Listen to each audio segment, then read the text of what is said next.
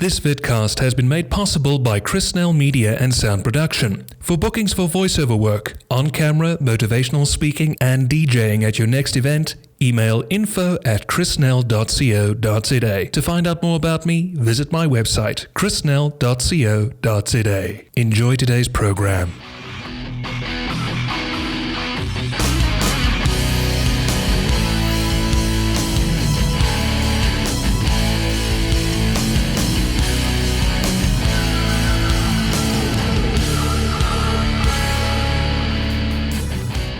How are you doing, folks? And thanks for tuning in to Having a Cuppa. On the show today, I've been blessed by the likes of Gregorio, a former peer specialist, and now a motivational speaker and writer with a new brand called Surviving the Impossible. In the conversation to follow, he shares a rather harrowing story, and at times, it was hard for him to fully express his hurt. On that note, the following conversation may upset sensitive audience, just so you know. The upside, though, is he uses his experience now to show the world at large that you can indeed survive the impossible. At the time of this recording, he also has a new book, which will be an anthology of sorts that will hit the shelves October 1st, this week. This coming Saturday, as a matter of fact. Without me saying more, let's get into the mind of Gregorio and how his cup runneth over. Come on. Greg Lewis, it's a mighty honor. Thank you for coming onto the show. It's a pleasure to have you. It's a pleasure to be here. Oh, man. That beautiful, beautiful flower bouquet, we were talking about it off the air. Now, Greg, before we get to the present, every story has a past. Tell me a little bit about it. Well, in the past 10 minutes, I picked this flower up on the street because they're filming a movie. And so that's where I'm going to start for the moment we're in right now, because that's also in the past. So, but the real past or the far distant past, well, I should be dead. Really? Because of my past. Yeah. I'm alive because of the grace of whatever is in the world that decided to have my eyes open up today and every day up until now, much against my wishes for a large portion of my life. So my past is the kind of past that you would prefer not to have to know about and live each day, knowing that it's real. So I am grateful for the opportunities to share in these sort of formats so that I can express myself, which helps me heal and also helps me connect with you and others. And then people out there listening can, if they relate with what I'm saying, they can see the magic and surviving the impossible, because that's my past. And that's your banner, right? Surviving the impossible. Because I did. I mean, there's no way around just telling the truth. I'm 48 years old. You look 20. There's a reason. I'm 48 years old. And in 1988, my parents manipulated a psychiatrist into having me diagnosed with schizophrenia, despite a complete lack of symptoms. And I spent the next 28 years drugged, taking approximately 80,000 psychiatric drugs for a condition that was documented at the beginning as being fraudulent and the result of a threat against the psychiatrist who changed my medical record or face the wrath of my parents who were abusing me behind closed doors. Oh, no. Oh, no is right. So they manipulated a psychologist to basically bullshit your document to saying that you were to be diagnosed with schizophrenia, but you never had schizophrenia. That is correct. To cover up abuse. That is correct. I'm floored. So I spent from age 14 and a half to 18 as a child within the psychiatric they like to call it treatment system, but it was really abuse system. And so that's where I had my first. I'm smiling because it's how I just I can't believe I had like the fact that I say these things is like it's so common for me to say because it's like, oh, this is just what happened. So it's like almost gives me a relief to smile. Um, yeah, my first sexual experience, which was forced. My being forced to live amongst really sick people. I was in a locked facility for much of this time. People living in the same room with sexual predators, Oh, shit. and uh, the medication they gave me forced me to grow breasts, and I was humiliated sexually a lot So by they both gave you girls. estrogen.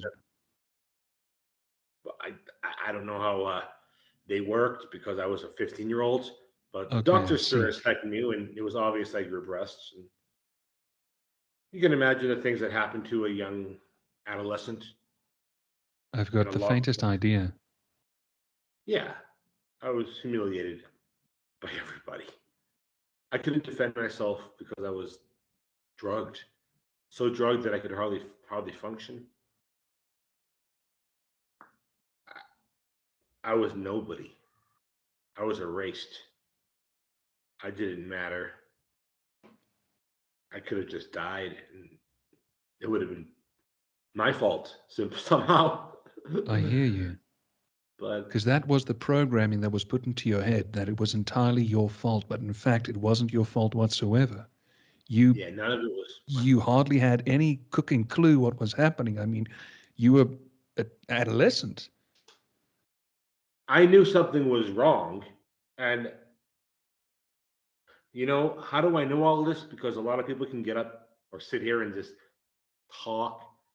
There's a reason why I can say what I'm saying with confidence. And there's a reason why a lot of people who have had similar things happen to them as I have cannot, or they're afraid or some other thing.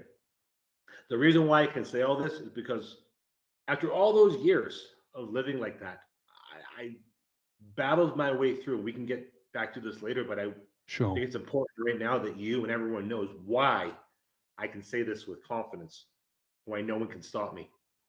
They can, but they haven't yet. I'm still breathing and smiling, right? Maybe love really can conquer all. We'll find out. But nevertheless, I can say all that I say with confidence and without the kind of fear that a lot of people would have in saying this. I know this because I ended up working as a mental health worker for the same institution as an adult that I was a ward of when I was an adolescent. So much so that I worked for 10 years in the state of Massachusetts in the United States as a mental health worker. This is way into the late 2000s.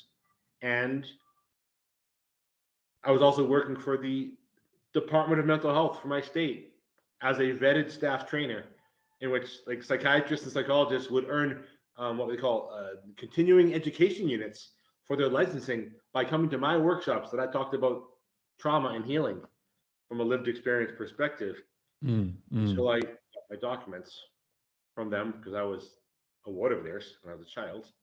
And those documents said that the entire time, 28 years, including like for years while I was working for DMH, that I was a victim.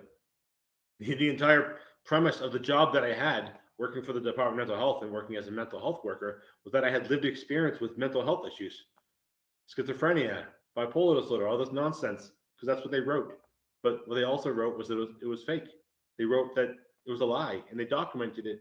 And who proved that to me? My employer, who also, when I was a kid, was responsible for my safety and welfare. So you can appreciate that. I can say all of this with confidence, knowing that ain't nobody gonna deny it publicly. Publicly, that's how they get you. They don't say it publicly; they just say nothing. And by saying it, I empower myself and I let everyone know that I know what the heck's going on and I survived. And my power comes from telling the story, even though I can't stand that it happened to me. So 28 years of my life, from age I can 14 to understand that, yeah. approximately age 41, I was nobody. I was somebody trying to break out of a cocoon that they were forced into. A Sure. butterfly spends 28 years, I guess, I don't know what the right word is. Incubating, that's not the right word, but you know what I No, mean. incubating is the right word. Incubating until it breaks free. And once this butterfly broke free and realized with the help of a psychiatrist who looked at my story and looked at my records and looked at me and looked at the books I had authored already, looked at the work I did, said, "Oh my God, this guy's a victim. We're supposed to be giving him drugs for his illness, but we're actually causing all these problems." And by the time it was 2015, and I obtained my medical records beginning in 2013, while working for the Department of Mental Health, the doctor said, "We cannot give you this medication anymore because you're never going to have a chance to be a human being. You're never going to have a chance to be anything if you continue to take psychiatric drugs. So we will no longer prescribe them for you, and you need to get off of them over the course of time. And we are removing the diagnosis of schizophrenia and bipolar disorder, all this nonsense from your file. Even now, if you go look at my medical file back in the States, it says debunked. I haven't taken a psychiatric drug in 7 years, and I paid consequences for this. I paid the consequences for being free, for telling the truth, because you're not supposed to get better. Of course. That's how it works. The moment that So, you've got that label on you, you're on it forever and a day. so you can appreciate my past. Is it really my past? Or am I just living someone else's unhealed trauma story? And it's not my fault. I see what you're doing there. I see what you're doing there. Yeah. Speaking the It's not my universal language of healing. see. So it's not my fault, but it's their responsibility. And anybody who seeks to walk a certain sort of righteous path or I'm a good person kind of path, which is most people try at least, well, you better have your cobwebs all cleaned up in your closet because I'm also a human being and I have just as much value and worth as any other person on this planet. I'm deserving of the very same rights that all babies are deserving of the moment they have breathed their first breath. And nobody, no matter who you are, how much money you have, or what your job role is, and what you think, or what your own experiences are, or anything, has the right to diminish, to discredit, to deny, to devalue, to denigrate, and to destroy another human being. For what? For what reason? None that is legitimate. Of course. So But that I has been live the action today. that's been taken throughout the fabric of modern history. I would like to use your example and my example. When you've been given a label as a schizophrenic or as a person with a mental health conflict, let's use that politically correct term. There's this label and there is this notion that the moment that you have it, you're stuck with it permanently. You're a detriment to your environment, you're a detriment to your community, you're a detriment to society as large. You've got to continually take that clozapine, you have to continually take that lithium, you have to continually be subjected to whatever so much as a numbing drug you should be subjected to. Finish, done, that's the end of the story. But the moment that the contrast comes out, now people think, oh dear, oh my, now we've got to change this narrative. So they lie. They lie and they denigrate just to cover their lie. And it's happened to me on a similar base so many times. In fact, I want to tell you, and I've got no problem talking about this. This was in the heat of the pandemic. I was working for an online station here in Southern Africa, the first of its kind, as a matter of fact, to be directly linked to one of the biggest media companies in the country. They were trying to get a foothold in the radio market because they were a newspaper publishing company and a magazine publishing company. The pandemic strikes, we all go into hard lockdown. A couple of months later, they say, sorry, we're pulling the plug. And when I tendered my resignation, because I was working for Bupkis money, nothing, I was just doing it purely for volunteer work, I got crucified. How dare you leave us now when we're at this point where we're about to make progress and, you know what, bringing XM to the country, blah, blah, blah, blah, blah. Only to find out 2 years later that I was used in a smear campaign, that I was the root cause, that that station fell flat. Only to discover a couple of years later that the real owner of the station had been siphoning off money from advertisers and putting it into his back pocket. And when that story came out, I was just a convenient, shall we say, red herring to divert attention away from him. I was accused of assault. I was accused of molestation. But you know what's the irony? Not one police record exists. Not one exists. And here we sit here today. It's funny how that works, doesn't it? You're on mute.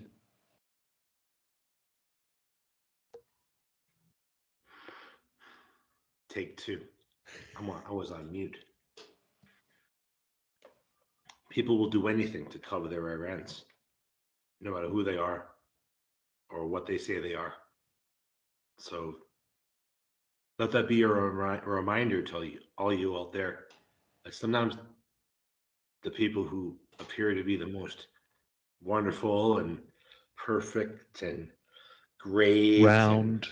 best people, oh, we're the best. Sometimes they are the most demonic, Perverted dangerous. fucks. So next time you hear some story that sounds maddening, you might want to look at the person who's telling it and then listen to the person who they're talking about, because you might find out very quickly that things are very different as they seem. One person has power. Correct. The other person doesn't have power. That's what you need to know.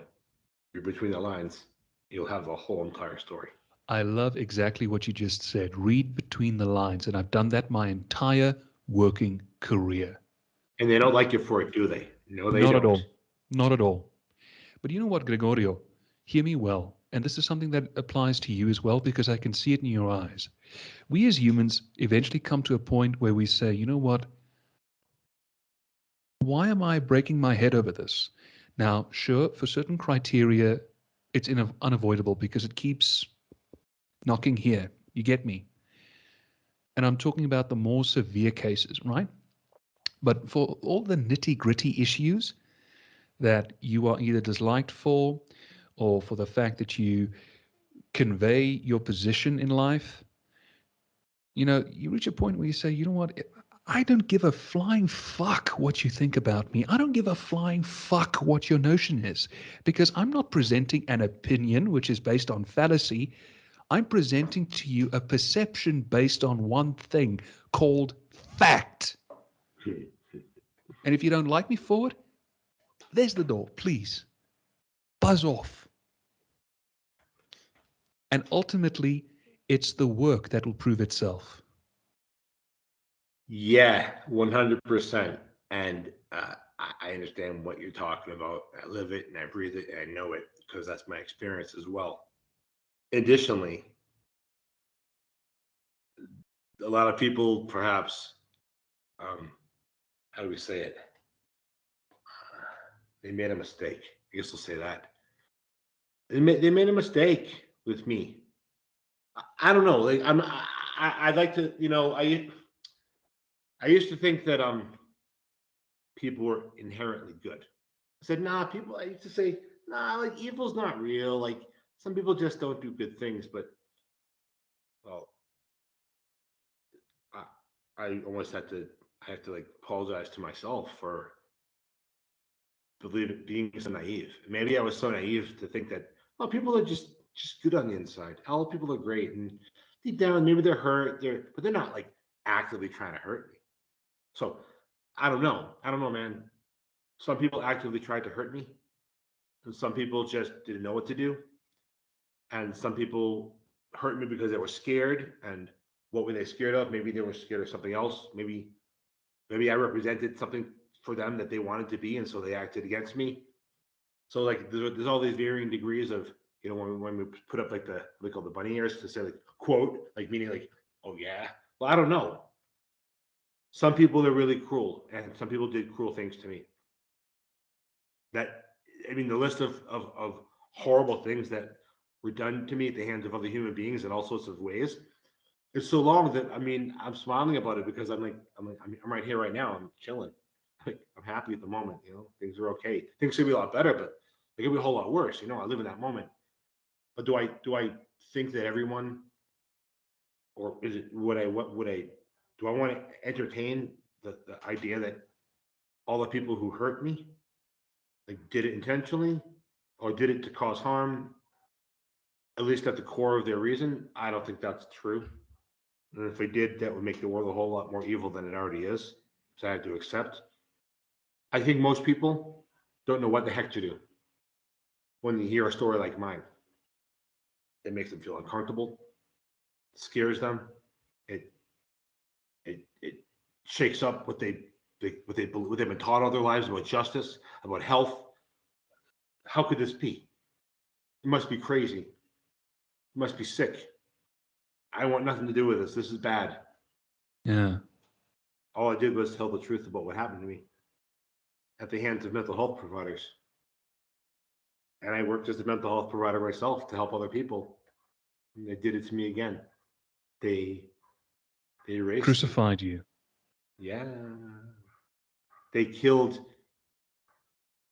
two birds with the same stone, 28 years apart. Oh, shit. By using your So past against you. using their past that they simply included me in. I stand corrected. Forgive me. No, no worries. It's really interesting how people talk about these kind of topics because you haven't said this, and I'm glad, but many people talk about misdiagnosis. I'm like, this ain't no misdiagnosis. Misdiagnosis indicates, by definition, that the initial thought of what was wrong with somebody was incorrect, and so they made a mistake. This was no misdiagnosis when I was a kid. This was an intentional diagnosis. That's what I That right wanted to there say. freaked the F out of psychiatry and big pharma. Not only because it happened, but because look at me right now. You think You I could look survived. and talk like this if I was popping your pills? No, they expected you to be brain dead. But guess what? I was when I took their pills, and their pills killed me. But I lived. I still expect to die. I mean, I don't want to play with anybody here. I don't like think anyone's gonna show up today and shoot me. But I'm like playing with fire. You know what? I don't know if I can do it, but I'll do it quick. You know, I'm playing with fire, but the burning is pleasant compared to what I've already endured. So I have a lot of power in simply smiling. And you Hmm. know, I've done hundreds of interviews of a similar nature like this. So my story is documented in the annals of history. It will never be erased, no matter how how much people with power or capitalism wants it to. I may be erased as a physical being, but what I learned here in Mexico is that the physical body is just a thing. A Your conduit. spirit, your Yeah. spirit continues, and I feel good knowing that. Well, look at that smile of yours. I mean, it's translucent of who you are as a person today. And I believe the next question should be, I've been very vague as to the questions, because that's not important. What is important is the now. We just asked this a little bit of a background, but after what you had faced for so many years, what was your proactive steps that you took to starting to heal? And I'm assuming you're still in that process. Yeah, that process is going to continue even after I breathe my last breath. I feel very good about that.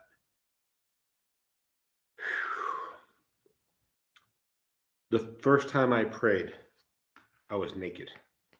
I'm just going to read a poem because it's easier to do Please it that do. way. Please do. And if you want to become emotional, nothing stops you. In fact, I encourage it. I appreciate that. I'm smiling right now because I have a wonderful person who's close to me, and I'm a little bit too emotional sometimes. So I'm going to share my stuff with you right now, and Please do, it's cool. son. Yeah, You're safe it's here. good. I'm safe there too. Yeah, it's just one of those things, You have to just you have to. I just have to be in the moment and always try to be the best I can be. That's my job, just to be the best person I can be, and whatever moment I can become that, and just keep doing it, 100 times a day, as much as necessary. This is from my poetry book, La Vida Inicia en Mexico. Life begins in Mexico. I was challenged to write a poetry book by some people I met. I traveled around the world giving my talks I meet people. I do it in all sorts of countries. But now that I've been in Mexico for 3 years, I've been in Mexico for 3 years because of the pandemic, right? I live here now.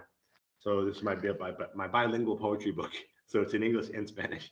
All right. So I'm going to read it in English. This is the answer to your question.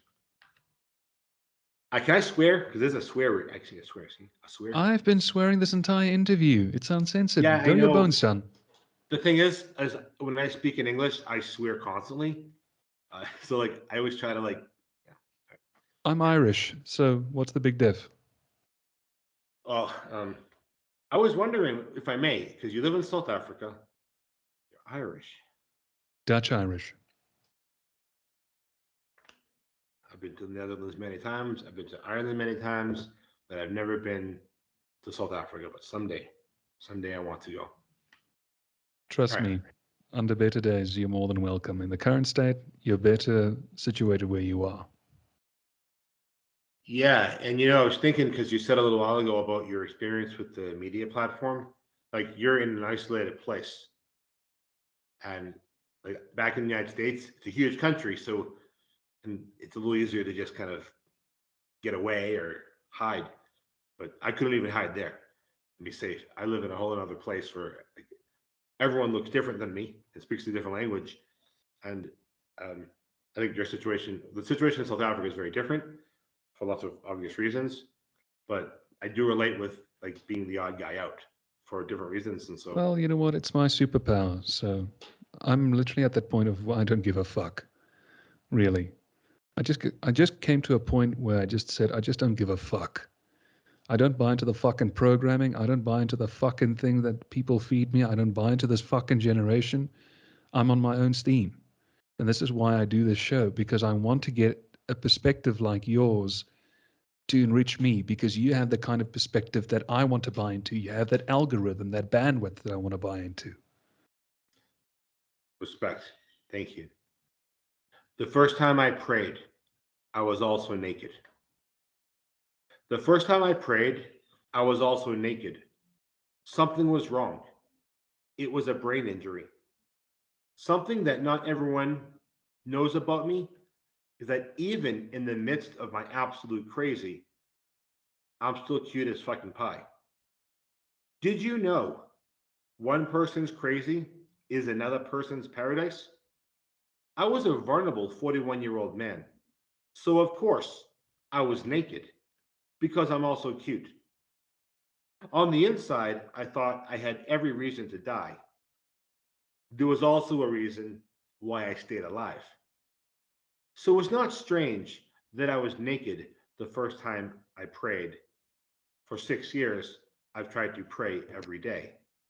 Thanks, and have a great day. You asked me, what did I do to try to heal? Or what am I doing? And the very time period that I stopped taking psychiatric drugs, I was working for the Department of Mental Health, as I said a little while ago. And in 2015, I was working for them as a mental health worker, training mental health workers, and also working in other places. I was an eyewitness to a patient being sexually exploited by a colleague. Oh So my. Oh, I reported it. fuck. I reported it. I reported it. Same month that I came out about what happened to me. Reported it to the people who That didn't can't help be me. fucking coincidence. The moment that you told that story, that just happened to slip out the very same month. The moment, the same moment I came out about my childhood story and I got off all the psychiatric drugs, same month I was an eyewitness and I just fulfilled my job. That's all I did. All I did was report it as required. Yeah. So I know. I know what they did to me. And my life collapsed. Yeah, it may have collapsed anyways. It may have I may have experienced a collapse anyway because you can't go off psychiatric drugs and not have an extremely difficult time. That's its own beast in upon itself. The entire like 28 years, the entire fraud, all the my family threatening me, I mean the whole 9 yards, me having issues, not knowing how to be with people, not like being immature. I mean, mosquitoes started biting me for the first time in years. My blood was so toxic, mosquitoes wouldn't bite me. So no one touched me, no one wanted to hug me. I was always repelling people like because I was weird and I didn't even know why. So everything changed, right? Right. People started like being attracted to me, and I always thought I was ugly, and I was it's not okay. Then I met a woman with a similarly effed up story. I believe that uh, her intentions are good, but as you can imagine, I was not okay in different ways, and ultimately, I was not prepared to be with anybody, even myself, right? And well, as the story goes, dealing with this chaos with my job and reporting this stuff and being called crazy and losing my job and kind of feeling like people were smearing me, I chose to jump like Steve Harvey, who's the comedian in the United Love States. him. I referenced this before, but he does the Family Feud TV show, and Yeah, he's he also does got a these South outtakes. African version here. Yeah, well, I don't know if you ever looked it up, but if you haven't, you should look up on YouTube Steve Harvey. Um, just his speech about jumping. Just look it up. Yeah, yeah, And I'm he familiar with gives that a speech. speech. Yeah, and so like but that came a little later, but like I had to trust, I had to do something, and it was based on that idea that like if things aren't gonna work out here, I gotta do something. So me and the girl I was with, I invited her with me to Europe. For the first time I went to Europe to speak at a mental health conference called the European Conference on Mental Health, which that year it was in Riga, Latvia. So the first time I went to Europe was to go to Riga, Latvia. And so I went to Riga, Latvia with her, and we traveled in Latvia, Estonia, Lithuania, and Finland, giving workshops and presentations about mental health recovery, things like that as well.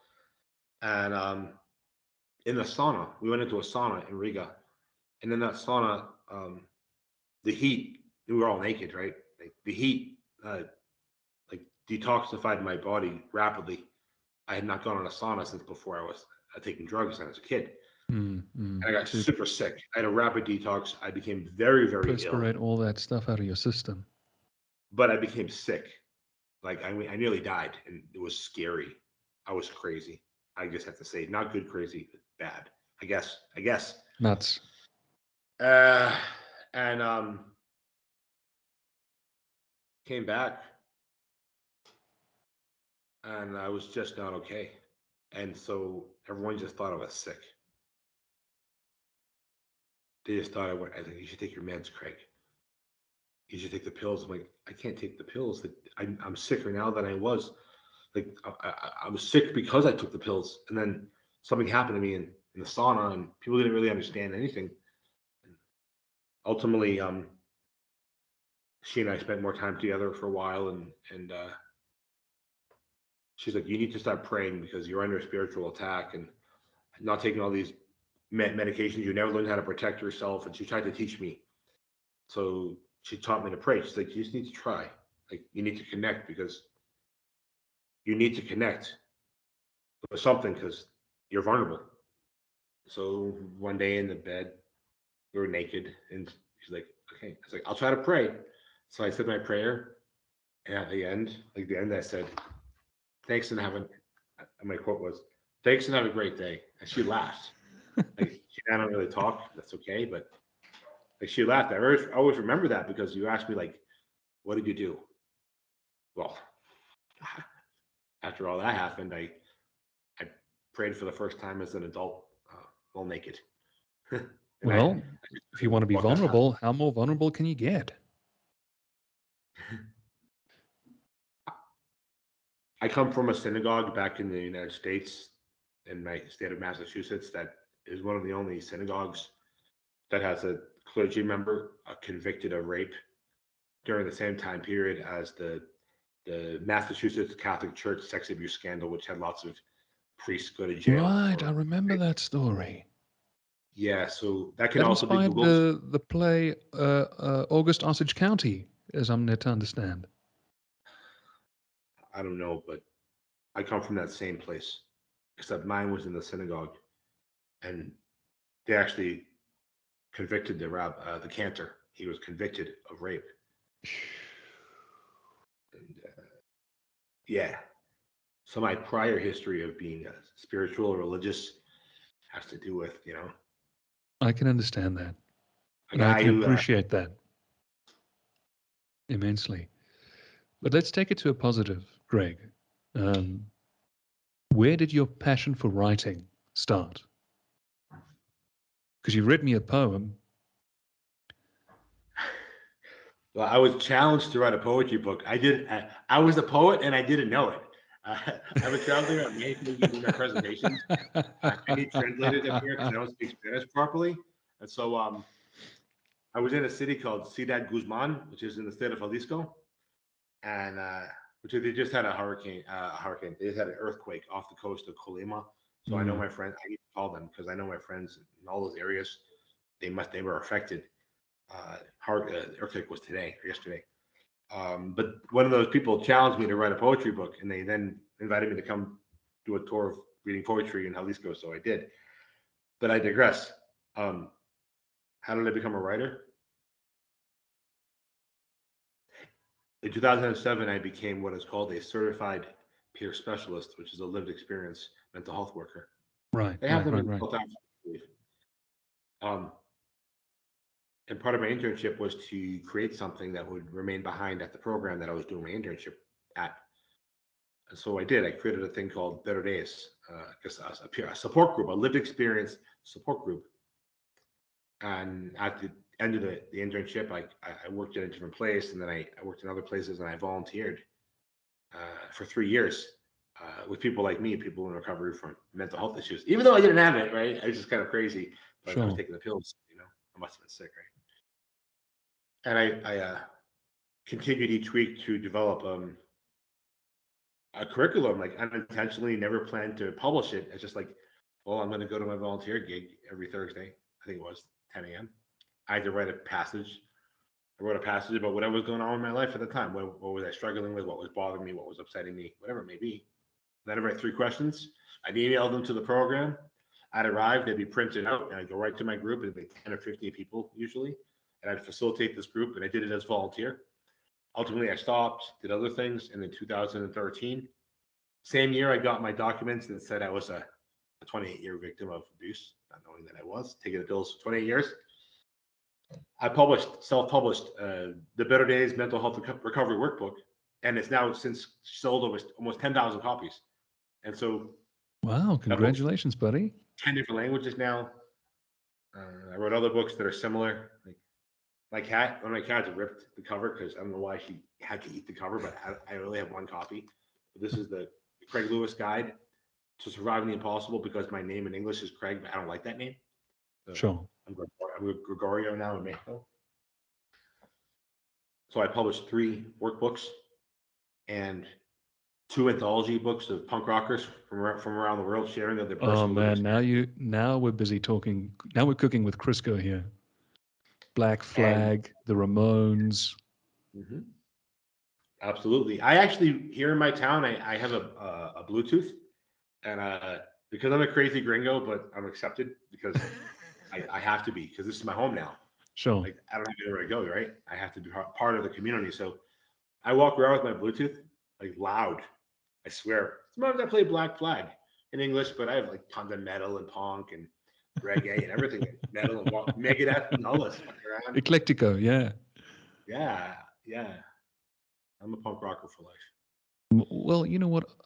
If we can just divert for a couple of seconds, the punk rock ideal back in the 80s when it sprang forth in both California and New York, um, they were sort of like a continuation of the beatniks, where they wanted to get underneath the truth of it all. You know, if society is living at this level, why are they operating at this level? So they were trying to find the truth underneath it all. And I'd like to think that, you know, a continuous onset of entertainers today in the 21st century, not so much in number, I should add, are still continuing with that. I don't like the phrase counterculture because counterculture is not counterculture at all.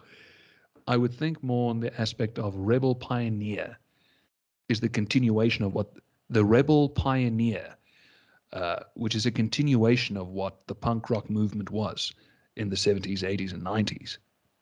Yeah. And the reason why I asked you that about your writing work, I learned a beautiful quote a couple of years ago because, you know, like me, you, I've been bullied like what you have. And the notion is that we're stupid. But I don't believe that anymore. The beautiful thing about reading is if you can't afford to go anywhere, you can go everywhere in a book. And that's why reading today is one of my favorite hobbies of all time, even at 30 years of age. You know, it helps build the vocabulary, it helps build your general knowledge, and it helps expand the imagination. You get what I'm saying? I And get what you're saying. the fact that you have actually taken, which is a very ballsy step, I might add, because a lot of people are doing it more now, self-publishing and all that.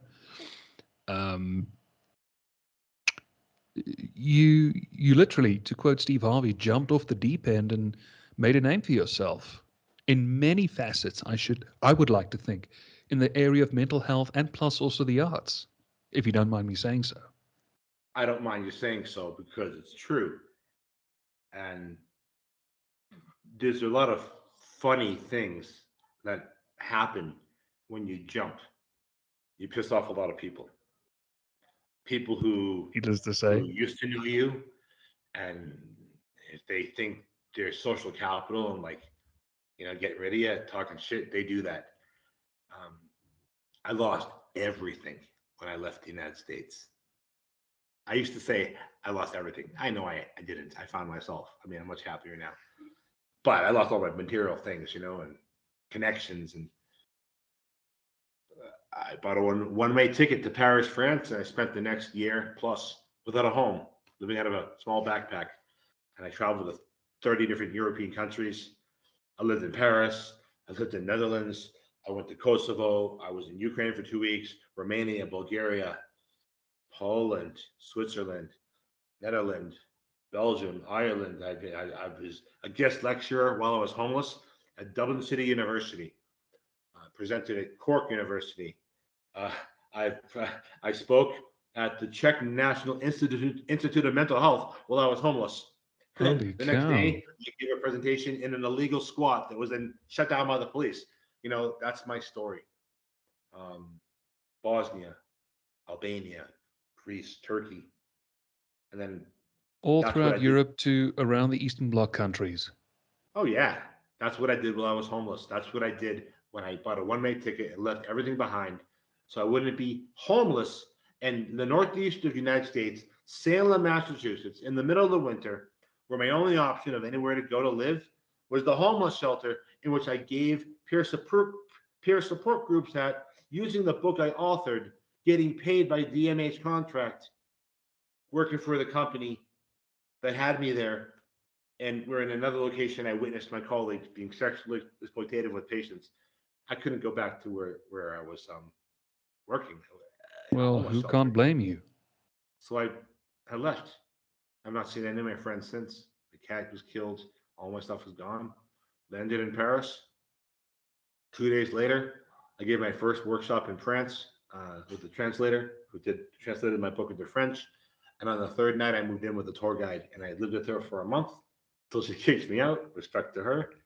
And then I lived in a squat with 15 men from Africa who came across the Mediterranean from Mali and Senegal and Eritrea and Guinea to find a new life, and I lived in a squatted building with them in Paris. And then I said, okay, I'm gonna have to stay here. So I spent the next, I guess, 8 months from there on out all over Europe, and ultimately, at some point, I spent 3 months in French Canada, where I couldn't talk to anybody either. And then I was back in Europe, and then I moved to Mexico, and I've lived in a non-English speaking place since. That's what happened when I jumped. And Steve Harvey, I made a video dedication to him. I've tried to send it to him, but he hasn't received it or hasn't. I don't know, but I have a YouTube video with him thanking him. So, yeah, that's what I did. Well, you know what? I think what you have done is you made the best of what you had to make the best of.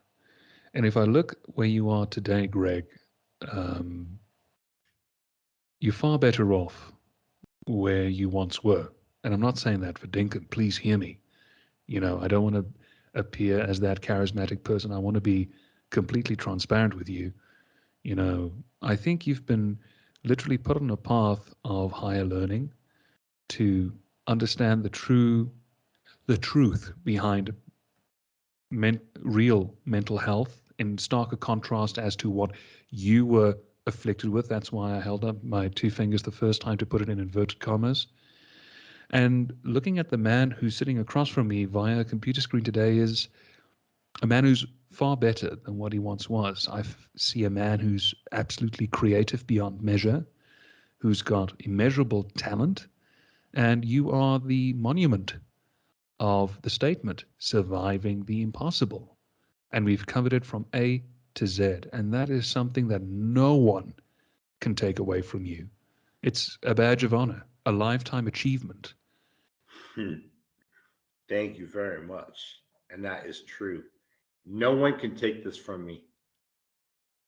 I would not be surprised if I was killed today, tomorrow, or in 3 years. And I won't be surprised if I breathe my last natural breath when I'm 117. But no matter what, the truth is the truth, and ain't nobody gonna take it from me. No, they're And not. if I died today, that's okay,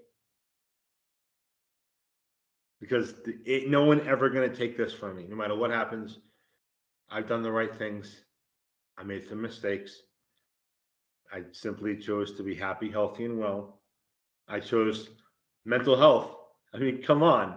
What kind of crazy world do we live in which we say mental health awareness, ask for help? I'm like, hey, over here. Like, not you. You need to shut your mouth. I am the epitome of good mental health. What is wrong with your system? Oh, you're getting paid by the big pharmaceutical companies. Oh, shut up. Like, get out of here. Well, I mean, I've spoken out You're not a against mental Big health Pharma worker. so many times on this show. Como And I'm so? still, no, I said I'm one of those guys who spoke out against Big Pharma so many times because I was addicted to painkillers and sleeping tablets, which is in the medical classification opioids / methamphetamines, right?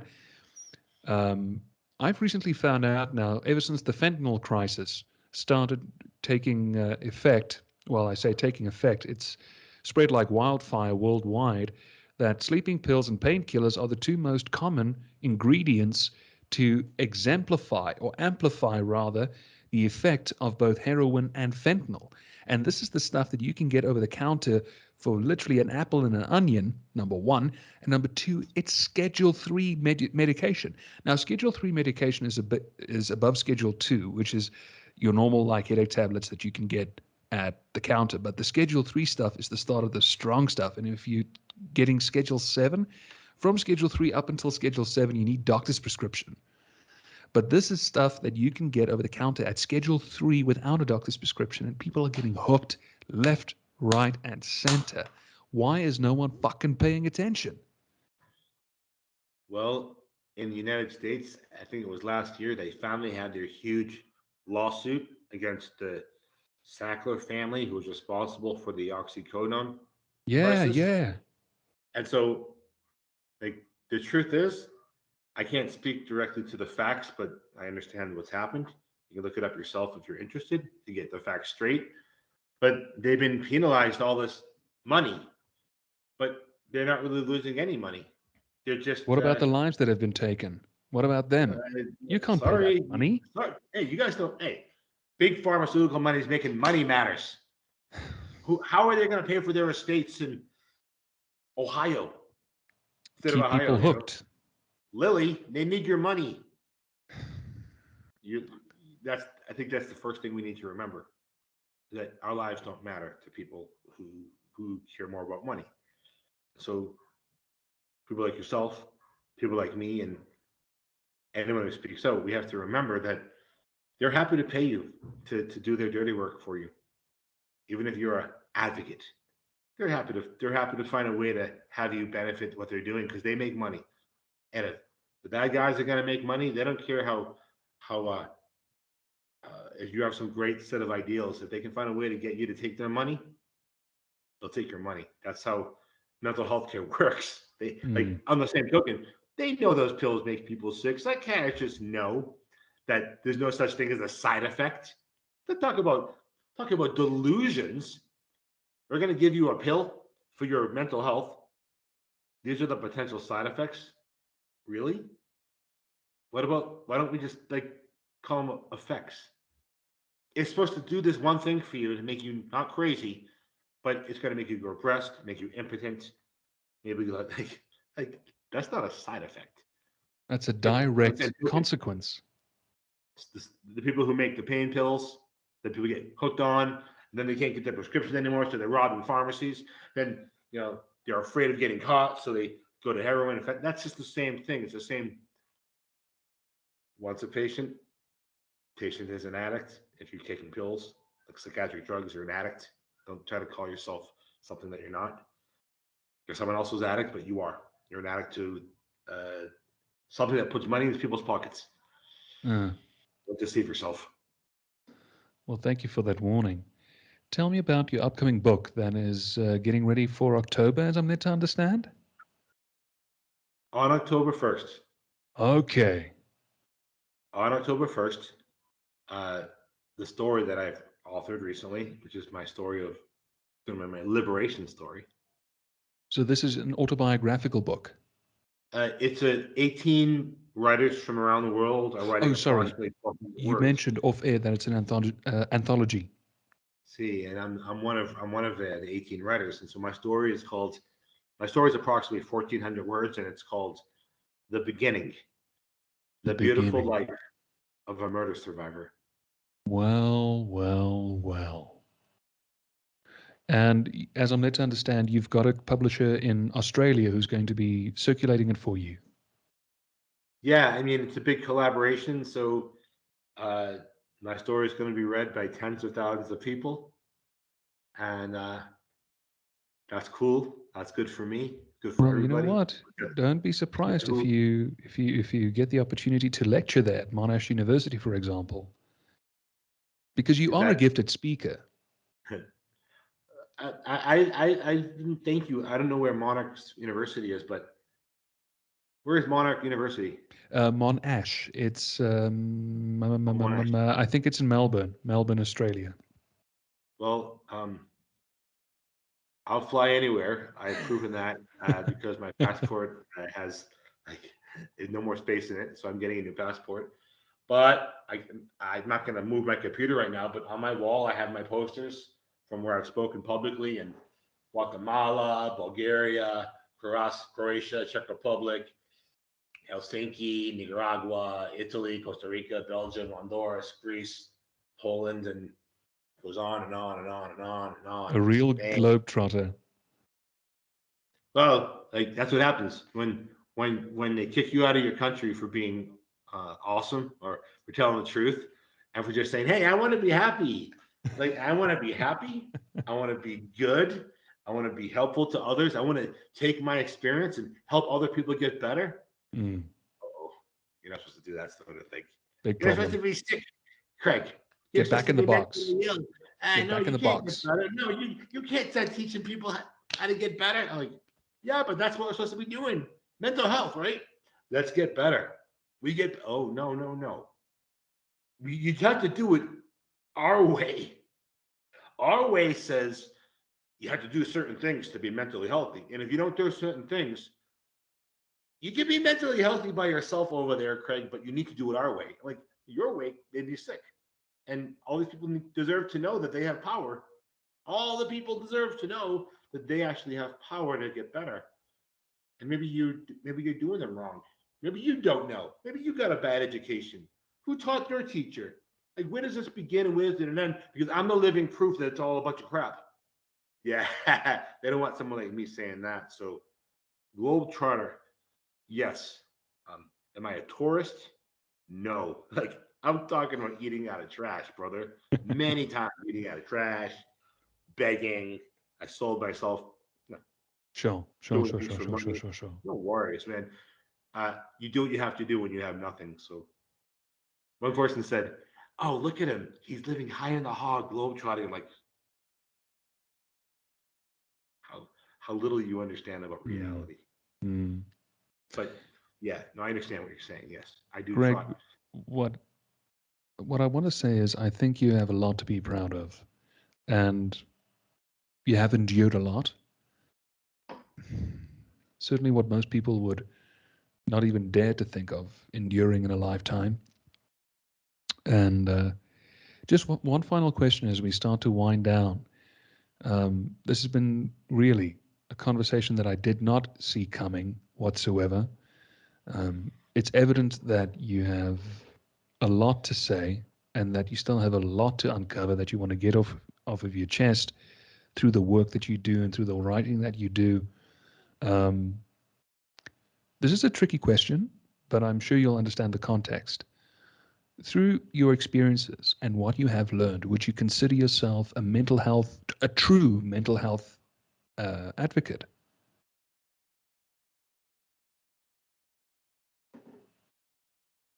Absolutely not. Not at all. Not at all.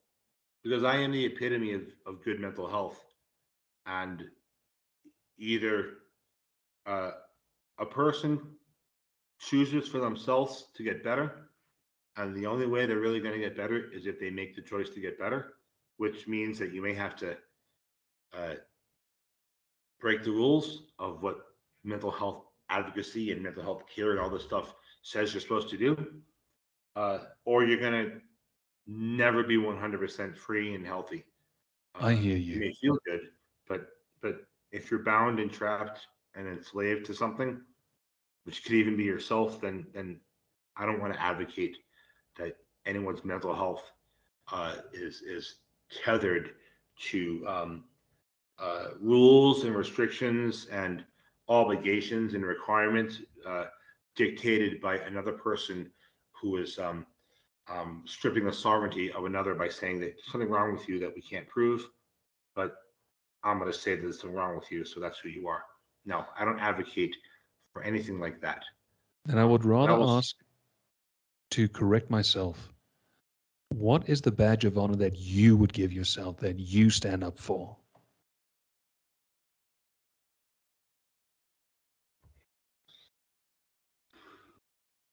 People matter, and there's a lot of people in our world who are treated like trash. Sometimes because of just how they look, or like their gender, or who they love, or what they believe, or where they live, where they were born. Lots of things that have nothing to do with like like like who they are. It's just like more like where they come from or how they feel. Like just natural things that are not in your control. And my badge of honor is speaking the truth that that every person you meet, and this does include everybody. It includes all the bad people, because there's lots of evil people out there, and I don't want to condemn anybody to their own fate, but it's their own decision, like what their fate is. But like my badge of honor is seeing that each person does have that value, and to being able to see that in defiance of everything, and to know that humanity does exist in each person. I want to believe it does. Maybe not everybody. Maybe some people are so sick and hurt that I want to just not be around them. But truly, deep down inside, everyone's just really hurt, and that I guess it's how we use that hurt how we transform that hurt into something else is really what makes you the person you are today. And you can either be one thing or another. And I choose to be, at least I can say this, I choose to be the best version of myself possible in this moment, even if I have to like correct myself or, you know, take my beating or my criticism or whatever for making mistakes. And I want to just keep becoming that person all day long and do it again tomorrow. And that's my badge of honor. And I want that to be what people do for themselves, because I want to live in a world where people are trying their best to be their best. And if we all do that, then we'll all be better. All right. So, in other words, not necessarily a trauma survivor, but a trauma warrior. A two. Yeah. A, Yeah. a 2-word badge of honor for surviving the impossible. How's that? Yeah. I'm so sick of being a survivor. It sucks. A trauma warrior. I'm a warrior. I would even just call myself a warrior. I mean, Okay, we'll just call it a warrior, plain and simple. If you saw me walking on the street. There we go. No. Gregorio, thank you so much. You're a tonic. And you know what? You're more than welcome to come back. And then we'll take this into a part 2. All the best for coming October for your upcoming book. May it be an instant bestseller. And let's see what golden opportunities await you after the release of that book. All the blessed for what's awaiting you currently. And well done. You've done phenomenally well. May I please share with your listeners a way to contact me and find out about my books? Please share. Go for it. I was about to ask just before we end off. I was just making sure, it's my job too to make sure. All the people out there who may have found what you heard today fascinating or offensive or stimulating or invigorating or confusing. Keep it all positive. I'm sure they're going to be inspired and they're going to want to know more. Well, all those things I just said are reactions that I will respect, because it's not easy to hear these stories, because it does offend some people. It does upset some people, because it makes them look at themselves. And either they're going to look at themselves and say, oh my God, that could be me, or maybe I want to change, but I'm scared. And other people are just going to be, I hate that guy. This is my reality. I can't tell this story without recognizing that some people aren't going to like it. And that's okay. If you don't like my story, that's okay. Someone probably hurt you and you never got a chance to heal. So that's my message to you. I want you to heal. And if you like my story or you don't, either way, my website is sanityisafulltimejob.org. And if you go to my website, you go to sanityisafulltimejob.org/collections/books. Oh, just search all around there. You'll find all my books. I have 6 published in 12 different languages or 10 different languages. And when you buy things from that website, my life gets better. I survived the impossible for a reason. And I hope that what you've heard today makes you feel something. And I thank you, my brother Chris from Ireland, living Ireland and Dutch, living in South Africa. I hope you have a deadly day, because I know that word from Dublin. In the merry month of June, from me home I started, left in the girls of June, nearly broken, had a saluted Father dear. I hope you have a deadly day, and I hope you don't have too much of a very wet rain. And I love Ireland. I love everywhere. I love everybody. So I hope you all feel that in your heart. Thanks, brother. Salute. This water is from the mountain underneath me. It's from the aquifer, and it's pure. So when they say don't drink the water in Mexico, don't drink the water in Mexico unless you're in a place where you can go to the side of the road and turn the thing, and fill up your glass and drink it. Thank the heavens. And in the truest Irish tradition, may you always have food and raiment, a soft pillow for your head, when the day comes that when you should leave the earth, reign supreme in heaven above for 40 years before the devil even realized that you left. But for the time that you're here on earth, you, Gregorio Lewis, live to be 200 years old with an extra 60 years interest. There you go, brother.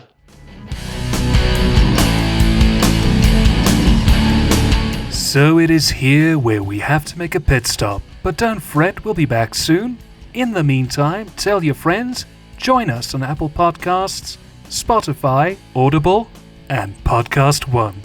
Until we see you again, this was Having a Cuppa for the week. See you soon.